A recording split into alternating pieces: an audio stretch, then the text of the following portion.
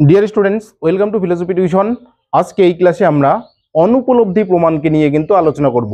অবশ্যই প্রথম থেকে শেষ পর্যন্ত ক্লাসটি দেখো, তাহলে খুব সহজেই কিন্তু তোমরা বুঝতে পারবে।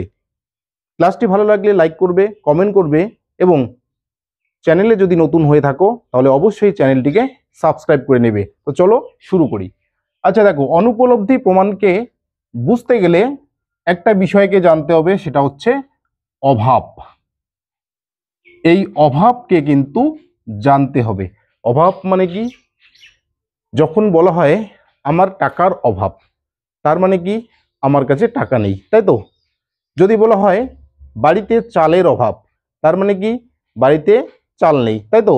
চাল বাইরে আছে বা অন্য কোনো জায়গায় আছে, কিন্তু আপাতত আমাদের বাড়িতে নেই।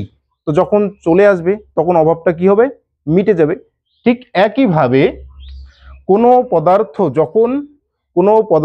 যখন ইন্দ্রিয়ের সামনে উপস্থিত থাকে না, কোনো পদার্থ যখন আমাদের যে ইন্দ্রিয়গুলো রয়েছে এই ইন্দ্রিয়ের সামনে উপস্থিত থাকে না, এই না থাকার যে জ্ঞানটা, সে থাকছে না মানে তার অভাব রয়েছে, তাই তো?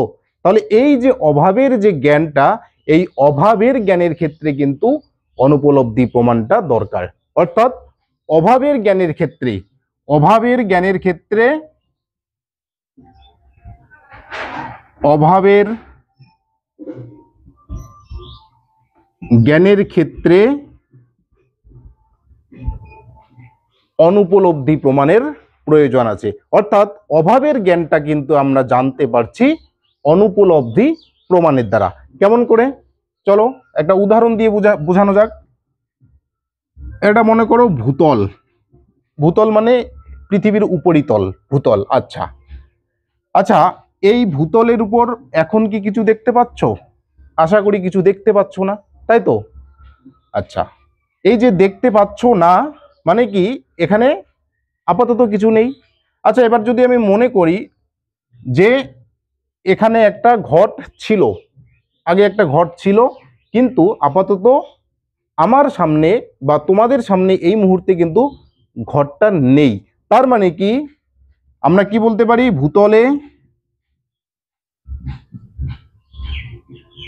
ঘট নেই।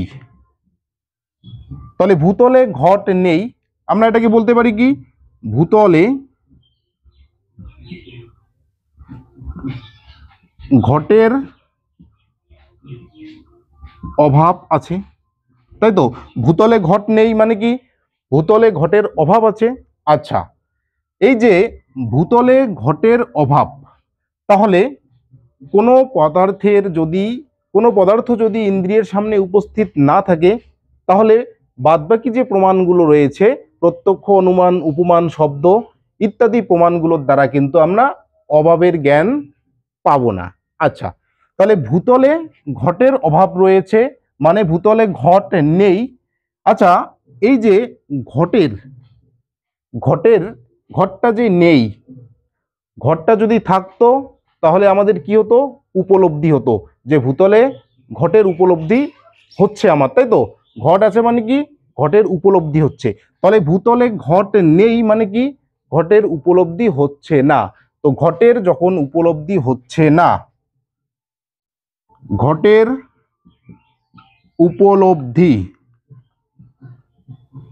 হচ্ছে না, তাহলে ঘটের যদি উপলব্ধি না হয়, তাহলে ঘটের কি হচ্ছে? ঘটের অনুপলব্ধি হচ্ছে। ঘটের কি হচ্ছে? অনুপলব্ধি। বোঝা গেল? তাহলে অভাবের জ্ঞানের ক্ষেত্রে, অভাব পদার্থের জ্ঞানের ক্ষেত্রে আমাদের উপলব্ধি যেহেতু হচ্ছে না, তাহলে উপলব্ধি না হওয়ার জন্য কি হচ্ছে? অনুপলব্ধি হচ্ছে।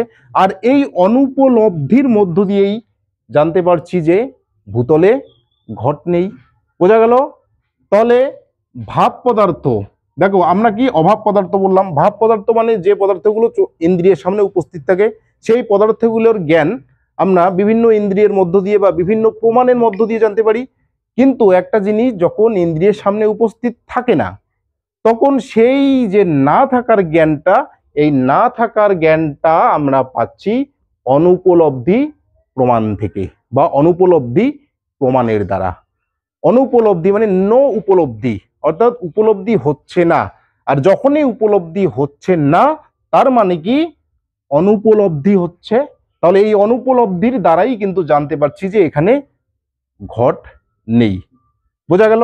তাহলে অভাব পদার্থের জ্ঞানের ক্ষেত্রে বা অভাবের জ্ঞানের ক্ষেত্রে যে এই যে জ্ঞানটা যে আমরা পাচ্ছি, যার মাধ্যমে পাচ্ছি বা যে উপায়ে পাচ্ছি, সেই উপায়টাকেই বলা হচ্ছে অনুপলব্ধি। তাহলে অনুপলব্ধি প্রমাণের দ্বারা অভাবের জ্ঞানের আমরা জানতে পারি, অভাবের জ্ঞানকে আমরা জানতে পারি। অভাব মানে যে পদার্থটা আপাতত নেই। হলো? বোঝা গেল? তাহলে ভূতলে ঘট নেই মানে ভূতলে ঘটের অভাব আছে। তাহলে এই যে ঘটের অভাবকে আমরা উপলব্ধি করতে পারছি না, তো উপলব্ধি করতে পারছি না মানে আমাদের কি হচ্ছে? উপলব্ধি হচ্ছে না। আর উপলব্ধি হচ্ছে না মানে আমাদের হচ্ছে কি? অনুপলব্ধি হচ্ছে। তাহলে এই অনুপলব্ধির দ্বারাই কিন্তু আমরা জানতে পারছি যে এখানে ঘট নেই। তাহলে এই ঘটের জ্ঞানের ক্ষেত্রে বা ঘটের জ্ঞানের অভাবের ক্ষেত্রে যে প্রমাণটা পাচ্ছি সেটাই হচ্ছে অনুপলব্ধি। তাহলে অনুপলব্ধি প্রমাণের দ্বারাই কিন্তু আমরা জানতে পারছি যে ভূতলে ঘট নেই। যদি থাকতো তাহলে অন্য প্রমাণের দ্বারা আমরা জানতে পারতাম। যেহেতু নেই, আমাদের উপলব্ধি হচ্ছে না, উপলব্ধি হচ্ছে না মানে আমাদের অনুপলব্ধি হচ্ছে। তাহলে এই অনুপলব্ধির দ্বারাই কিন্তু আমরা জানতে পারছি যে ভূতলে ঘট নেই। তাহলে অভাব পদার্থের জ্ঞানের ক্ষেত্রে যে প্রমাণটার দরকার সেটা হচ্ছে কি? অনুপলব্ধি প্রমাণ। অর্থাৎ অনুপলব্ধি প্রমাণের দ্বারাই কিন্তু আমরা অভাব পদার্থের জ্ঞানকে জানতে পারছি, অভাব বিষয়ের জ্ঞানকে জানতে পারছি। ক্লিয়ার? আশা করি তোমরা বুঝতে পারছো। ঠিক আছে, চলো নেক্সট ক্লাসে আমরা অন্য বিষয় নিয়ে আলোচনা করব।